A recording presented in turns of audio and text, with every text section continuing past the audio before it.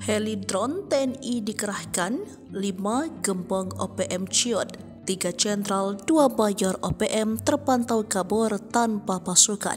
OPM mengklaim serangan TNI lewat udara dengan pengerahan helikopter dan drone pengintai berlangsung sejak kasus kematian Ramil Aradit, Letda Anumerta Octaviano Sogolri, Dipadiai dan Sugapa Intan Jaya.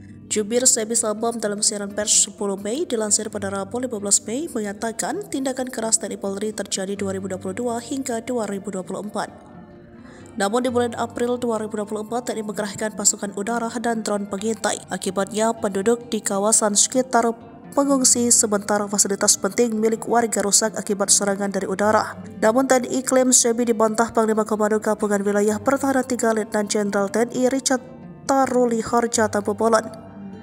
Pengerahan prajurit di wilayah itu karena ada serangan dari OPM yang mengancam keamanan. Sejauh ini, menurut Richard, di wilayah Papua khusus di 5 kawasan tersebut, yakni wilayah pimpinan OPM Jenderal Egirus Kogoya, pimpinan Duga Jenderal Kenny Tipagau, pimpinan Intan Jaya, lalu wilayah Mayor Manfred Fatem, pimpinan Maibat Papua Barat, pimpinan Paniai Mayor Osea 1 Boba, dan Panglima 35 Bintang Timur Brigjen Anias Ati Mimin menurut Jenderal Kopassus ini dalam pengamanan tim TNI Polri.